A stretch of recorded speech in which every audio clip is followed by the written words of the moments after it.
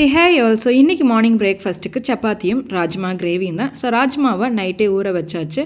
So night ஃபுல்லாக ஊறின அந்த ராஜ்மாவை gravy வைக்கிறதுக்கு எப்பயும் போல் பட்டை போட்டு தாளித்து விட்டு வெங்காயம் தக்காளி மசாலாலாம் போட்டுட்டு கூடவே இன்னும் ஒரு உருளைக்கிழங்கும் போட்டுட்டு எல்லாத்தையும் இந்த மாதிரி தாளித்து விட்டுட்டு நல்லா ஒரு 4 விசுக்கு வச்சு எடுத்தோம்னா ஈஸியாக சிம்பிளாக ராஜ்மா கிரேவி ரெடி ஆயிரும். ஸோ சப்பாத்திக்கு நான் அந்த மாதிரி உருட்டி கொடுத்துட்டேன். ஹஸ்பண்ட் தான் தேய்ச்சாங்க.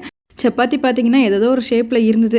சரி ஷேப் நம்மளுக்கு முக்கியம் இல்லை, வேலை முடிஞ்சால் சரி எல்லாத்தையும் நம்ம பிச்சு தானே சாப்பிட போகிறோம் அப்படிங்கிறனால ஸோ கடகடன்னு தேய்ச்சி ராஜ்மா கிரேவி வச்சு அன்றைக்கி சாப்பிட்டாச்சு. லாஸ்ட்டாக வந்து ஃபைனலாக கொஞ்சம் மெய்த்தி லீஃப் போட்டு எடுத்தோம் அப்படின்னா கொஞ்சம் ஸ்மெல்லாக இருக்கும். இந்த ராஜ்மா வந்து ரொம்பவே ஹெல்த்துக்கு பெனிஃபிட்ஸாக இருக்குது. ஸ்கின்னுக்கு போன்ஸ்க்கு எல்லாத்துக்குமே ரொம்ப பெனிஃபிட்டாக இருக்குது.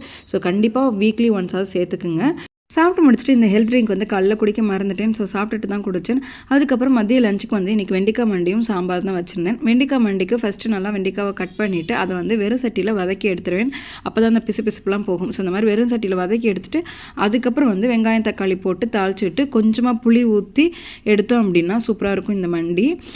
லாஸ்ட்டில் கொஞ்சம் உரப்பாக இருக்குது அப்படின்னா சில பேர் வந்து வெல்லம் கூட போடுவாங்க. வெல்லம் போட்டால் கூட இது நல்லா இருக்கும். ஸோ சாம்பார் இன்றைக்கி வந்து குக்கரில் தான் வச்சு கடைசியாக தாளித்து விட்டாச்சு. இன்றைக்கி அட்லீஸ்ட் ஒரு 2 காயாக சேர்த்துக்கணும் அப்படிங்கிறனால இன்றைக்கி சாம்பாரில் நம்ம நிறைய காய் போட்டாச்சு. ஸோ நெய் ஊற்றி சாம்பார் வெண்டிக்காய் மண்டி முருங்கைக்காவும் சௌச்சவும் போட்டு சாம்பார் வச்சு சாப்பிட்டாச்சு.